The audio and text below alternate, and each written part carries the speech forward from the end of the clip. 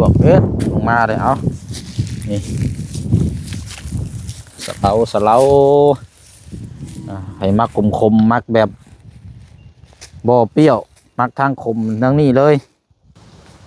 โอ้เนาะพอโทษจักน้อยพวกเดียว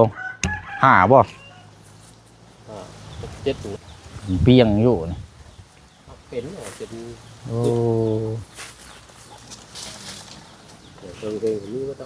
เอาเนื้อแท้ตุ่มมันก่อนเนาะปลาซิวครับเล่นปลาโทษซิวขอนน้ำมัน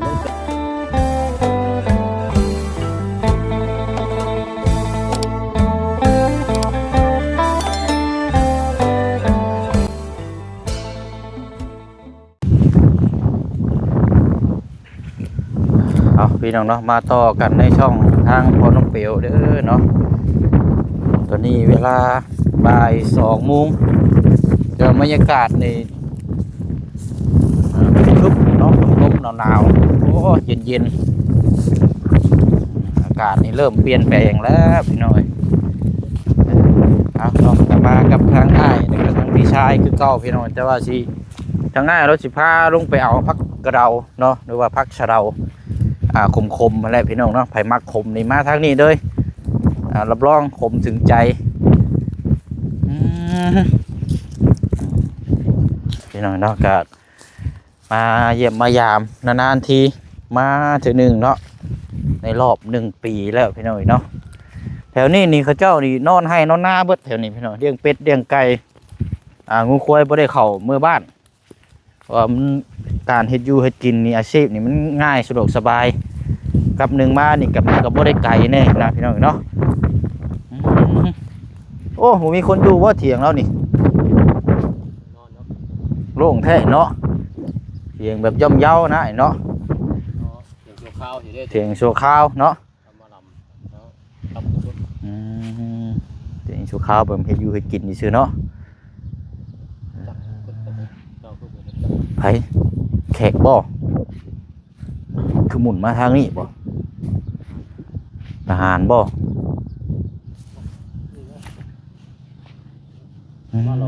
เด้อเอาสบายดีเด้อพี่น้องเด้อเนาะเบิดสุขุสุคนพบเจอกันอีกคือเก่าเนาะห่างเหินกันไป2 มื้อเนาะหรือว่าเป็นอีกช่องทางหนึ่งที่พี่น้องติดตามผลงานแล้วก็เป็นกำลังใจให้เนาะพี่น้องเนาะช่วงนี้ก็อยู่บ้านนี่แหละพี่น้องอัปเดตให้พี่น้องเป็นบรรยากาศเบื้องน้ำกันมื้อ2 มื้อเดี๋ยวเฮาเดินทางแล้วก็พร้อมด้วยเบื้องน้ำกันอีกเนาะพี่น้องเนาะติดตามรับเจ็ดของทางเจียงน้องทางจะว่าแล้วเราบ่จักพี่น้องเนาะบ่ได้โทรหาน้องเพิ่นอยู่โอ้ยเจ้าปลูกหมากหมูหมากแตงเนาะแถวนี้เนาะเป็นเบิดได้นี่หัวน่ะบ่เฮ็ดขางงัวโอ้นึกว่าเฮ็ดปลูกหมากหมูหมากแตงนะ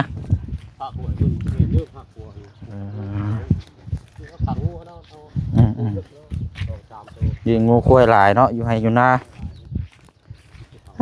ไปเนาะเดี๋ยวเอาต้นสะเลาน้ำกันพี่น้อยไปมักทั้งคม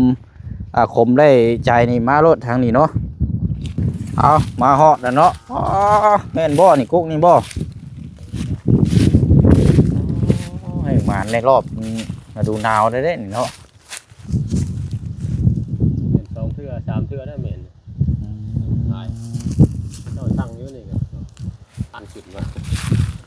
มีเวลาจักมัดเท่าไรเนาะช่วงนี้ก็3 มัด 10มันยังเป็นขายยังนั้นน้องเราหายยังหอยเมนอ๋อเพิ่นหาอยู่ให้กินบ่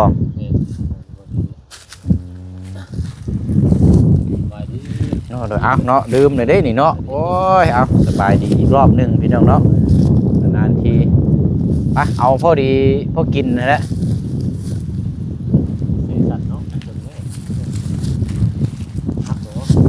ได้อยู่บ่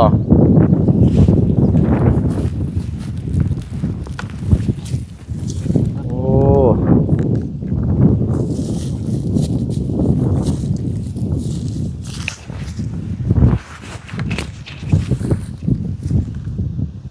แม่บ่ได้ถึงเพิ่นกันเนาะ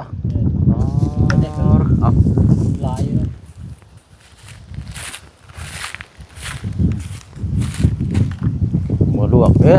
มาเลยเอานี่สะเลาให้มักคมมักแบบบ่เปรี้ยวมักทางคมทั้งนี้เลยโอ้หมูแดงตั้ง3 มัด 4 มัดเนี่ย4 มัด 10 3 มัด 4 มัด 10,000โอ้ ขายก้อนละ3 มัดตั้งอยู่ว่า4 มัด 10แล้วคันว่าเฮาบ่มีแนวเฮ็ดก็พอนั่นอยู่เนาะไปขึ้นก็พอมัดขายเนาะ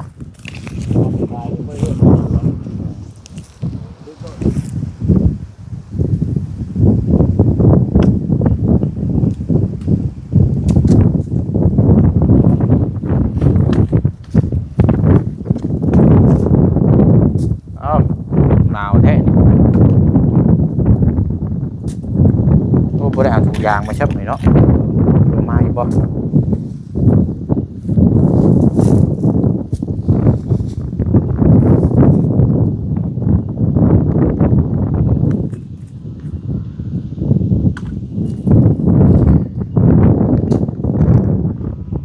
โอ้งานี่ลงแห้งเนาะตัวนี้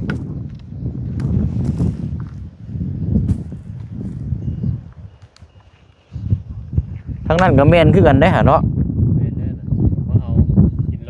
โอ้ยอันก็เจ้าขี่รถกินนี่อ่ะเนาะเอากระเดาผูกคอตัวแขนมือเนาะงานดองผักกระเดาและลาบเนาะแม่นแล้วใช่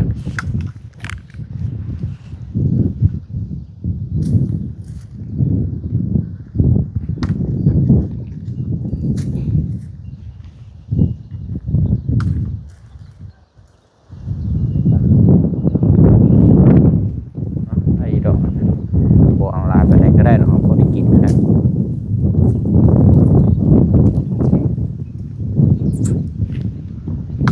คันเขาลวก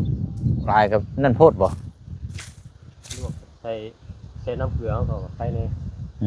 ก็กินเนาะลวกใส่เกลือน้ำในเนาะมันจังบ่ขมคันว่าขมแห้งก็คือว่านะขมลายอะไรกันก็บ่คักมันได้พวกนั้นขมบ่ได้ก็กินได้มันบ่อันแต่บดได้คือว่าเนี่ยมันเอาอยู่อยากกินเอาแล้วเด้อบ่กินไรขมดิขมก็กินไรเล็กน้อยนะ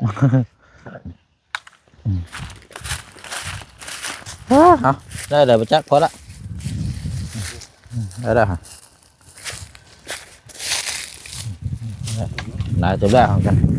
กินรอมือก่อนคันว่ามันนั่นแหละจังเอาอีก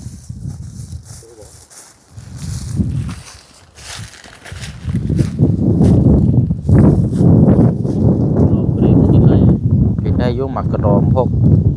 หมักมะระหมักคมที่นี่ดูโอ้นั่นดอกหย่ำดูแล้วกินกับพวกตำพวกอย่างนี้คักแล้ว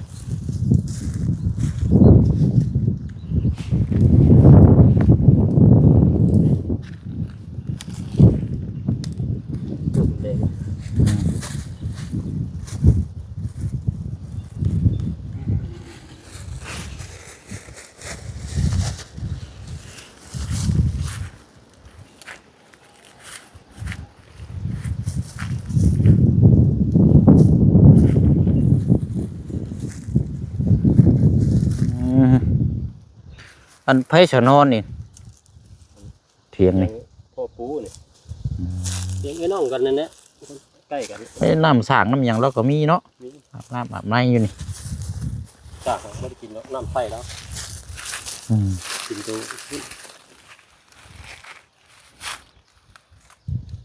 นอนตัวเถียงแถวนี่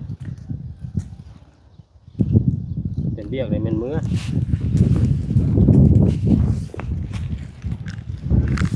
เด็กงานจังเมื่อสวยเวียกสวยงานกันเนาะให้อยู่นา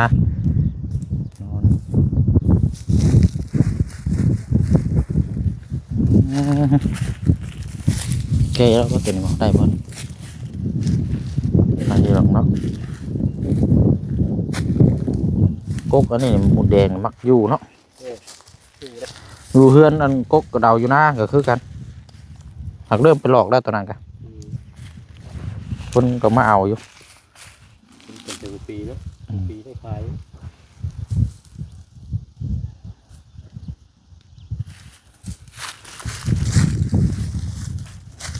ไปเนาะเอาแล้วกัน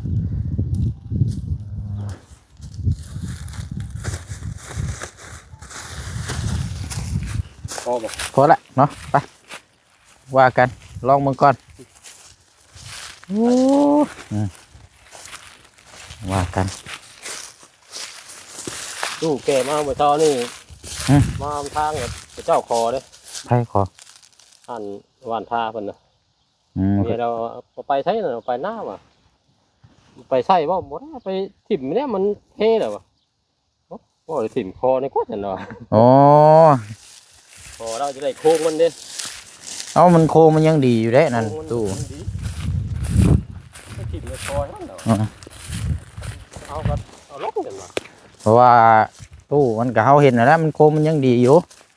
ทำเราบ่กองเอามาหน้าให้มันนี่เฮ็ดนี่นะ นั่นแหละค่ะเอาไว้ซึ่งก็ซื้อยังมาประกอบเอา เอาไว้ที่ซื้อไม่หัดมาใส่บางเครื่องดอก อืม บางของขายเนี่ยเราแบบค่านะ อืม พักด้วยกันเนาะ ได้การประหยัดอีกเนาะไปอยู่6 เครื่องนั่นแหละ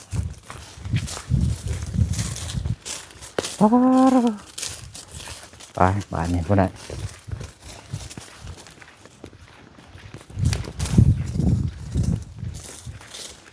ไปเทิงพวกนั้นเพิ่งน้ำกันอีก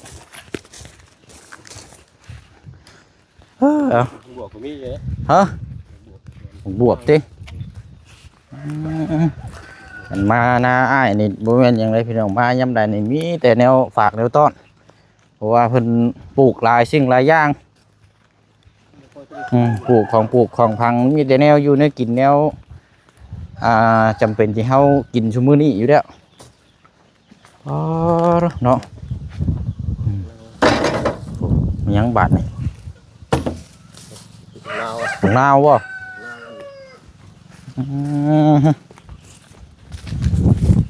เอาจ้ะมาเบิ่งน้ำกันอ๋อมันชุบมันจะล้นเลยเนาะ ก็ได้กินมันเลย อืม กินเยอะมันอ่ะมันหลายแล้วไม่ได้ขายได้มันเลย หลายแฮงเนาะ หลาย อืม อยู่ใน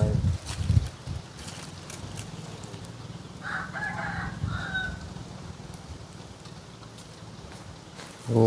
เนาะอ๋อโทจักหน้อยนี่พวกเดียวห้าบ่ 7นะ7มา หน่วยใหญ่นี่เนาะเอาจ้ะเบิ่งก่อนคันว่าเมื่อไปสิให้แบ่งทั้งเขา ใช่นะ ว่าแล้วจันเฮาใส่ตู้เย็นมันก็ คือเห็นมันนานเลย นานอยู่ดอกเนาะ มันเป็นด้วย บักนาวใหญ่บ่ เล่าใหญ่เล่าปี บักนาวสีเนาะ เป็นต่อได้เลยเป็นหนอกก็ยัง เป็นได้กินตลอด กินตลอดตอนเราอยู่แล้วเมื่อขายอยู่ นี่บ่มีคนขายแล้วบัดนี้เนาะ ขายมีกินกระปิดให้หมูนะไว้น่องนะว่านนี่ก็ไปให้หมูก็อย่างนึง ปลูกอยู่ในผมตัวนั้นเหลืองๆอันนั้นนะไงครับมันสิเปื่อยถิ่มเนี่ยเนาะโอ้โธ่เนาะพอแล้วมันหลายโพดเนาะมันเห็นกระสะออนมันไปขายนี่ขายกระดองนี่ปาดเนาะเฮ็ดแจวสมวินปะ ก้อย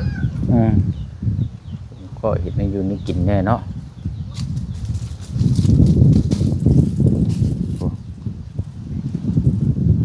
งาเลยไปปลูก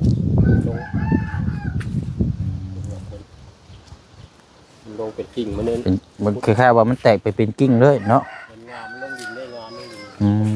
ม แตกเลยเน้นมาปลูกเป็น ติดบ่อเขานั่นกะ ติด เขาขุดเอาอะไรไปเนื้อมือขยายหนึ่ง เมื่อขยายเอาก็ เออ แม่นไม่ได้หนอกก็ ไม่ว่าหากมันก้มลงมาสิ แม่นหากมันลงมันแดงมันสิได้ มันเป็นงาบ่ ดินมันจุดินเนี่ยมัน มันแตกหักเลย แตกหักเลยมันแม่นบ่ได้ออก อ๋อ ในร้า คันว่าเฮาขุดเอาไปปลูกนี่ก็ได้เด้อเนาะ ได้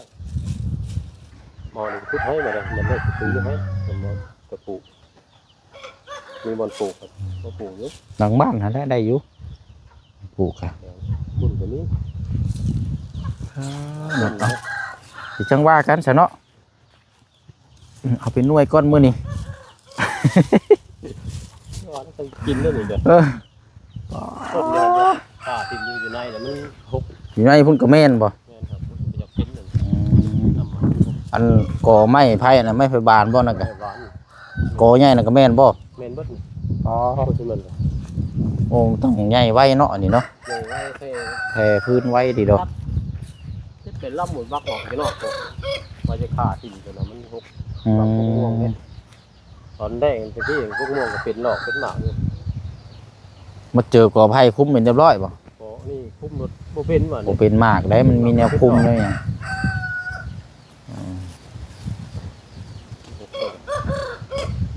มันบ่เป็นมากเป็นหยังนะมันว่ามีแนวคุมเนาะ มีเราคุมกินจะแห้งไว้ แม่นก็พวกกอไผ่นี่มันกินน้ำพวกกอไผ่นี่กินน้ำยิ่งอันนี้คือกันนี่ แม่เนี่ยเดี๋ยวนี่ เถอะ หน้านี่แห้งไว้ เป็นหยังจะว่าแห้งฮู้อยู่ว่าสาเหตุแถวนี้นะ บิ๊กมัน นี่แหละนี่ใหญ่นี่แหละ ตัวนึงว้า เออ ดูมันพุดมาที่นี่เนี่ย คาดว่าไผสิปลูกกกบิ๊กหรือว่าต้นมิกอันนี้นั่นต้นยูคานี่ต้องค้ำใจแน่ปลูกให้ปลูกนานี่เรื่องน้ำเพราะว่ามันดูดน้ำกินน้ำอยู่แล้วนี่นะ เหมือนอย่างนี้ช่วงนั้น อ่า ตายวะมันแห้ง มันดูดกินไปเลยพวกนี้นะแถวนี้นี่ไม่ได้เราปลูกข้าวน้ หน้าต้นโควิดเนี่ยหน้ามันต้นนี่ลาย ำอืม ต้นต้นบวมนี่ บวมๆแล้วมันตัวนี้ได้ดูดกิน มือก็แห้งยาขาดทุกคนก็เป็นแห้ง ตัวนี้แหละเขาเจ้าว่ามันทับไผ่ปลูกอันนี้แม่นปลูกห้ามปลูกหยังนะแม่นบกไปเลย เดี๋ยวนั่นก็ร้ายเดี๋ยวเราบักเห็นมาได้เราบักขายมัน มันจากมันตายนั่นไปแล้วเป็นบิ๊กโอ้ยเนาะอ่ะอันนั้นใช่ บวกเลยลายเลยบวกเลย บวกเต้เขามาแกงเนาะ ที่คุณจะเคลื่อนน้อยเดียวนี่คือมัน เพิ่งคือบริค่อยนั่นก็คือว่ามีหมากแท้เนาะ หมากร้ายคิดเห็นหูเงินจะได้มา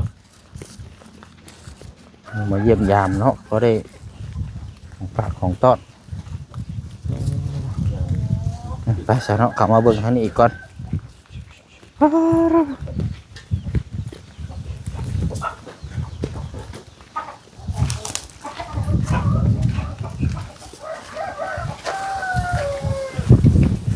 ใช่อ๋อโอ้บวบกับพวกเด้เนาะ นี่คือเขาได้ยี่เดียวเลย เปียงอยู่นี่ เป็นเป็น โอ้ เติมเองนี่ก็ต้อง เอาเมื่อใส่แกงใส่หยังก็ได้จักหน่วยจักใด นอนนี้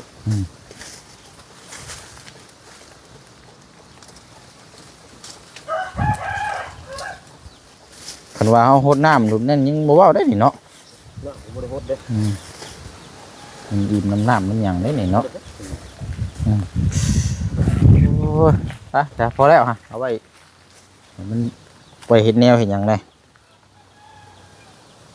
กินไว้มันกินเลยแค่สิ เนาะกอไผ่เนาะ แหนก็มาแกง แกงเพิ่นสิกินเดี๋ยวนี้ก็เนาะพวกแมงพวกหยัง มันหดน้ำมันเนี่ยหดน้ำแตกหลายตัวนี้ เนาะแต่ว่าของปลูกของพังหลายอย่างได้แนวเนาะได้ของฝากของต้อนมีฉะเลาแล้วก็มีมะนาว นั่นเนาะ อืม ตู้เนาะหักมาเมียนงามเลย เนาะภาษาภาคอีกตู้แล้วมีวู้อีกตู้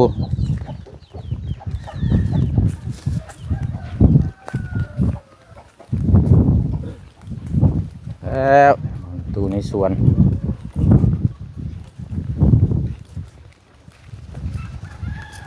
เฮ็ดพอได้กินนะเฮ็ดบ่ได้ค่าได้ตาได้ก็เต็มนะ แต่เอื้อยเราอยู่พุ่นเฮ็ดขายเนาะ ขาย ก็ขายเรามักขายเครื่องขายของขายของปลูกของทางมีเราปลูกอยู่คนเดียวละกับลูกเต้าแล้วปลูกพอได้อยู่ได้กินเนาะในครอบครัว พอได้อยู่ได้กินเลย เอาตู้กันหอมได้นี่ ธรรมดา ตุ่มมันกันเนาะปลูกปลาซิวคักเลยนะปลาทุซิวขอน รดน้ำมันยังแตกก็เพราะมันจะตายแล้วช่วงนี้ อืม น้ำมันงามเป็น มีผักเสียนอันนี้เนาะ มะนาวานมะนาวานก็มีผู้ขั้น อืม กันครับก็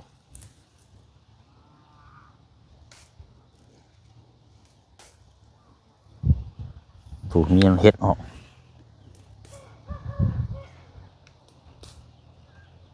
มันแตกก่อน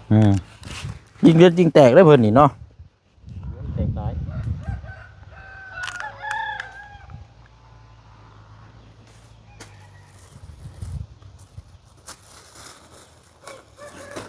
ผักบุ้งแท็กเก้ได้ผักบุ้ง พอจะดอกผักบุกอยู่เพื่อนพอเห็นมีอยู่ผักหอมก็พอมีอยู่ มีว่าผักบุ้งหอม เดี๋ยวละยังว่ากันผักบัวผักหอมมีอยู่ เก้แล้วนี่ก็ ไปเนาะ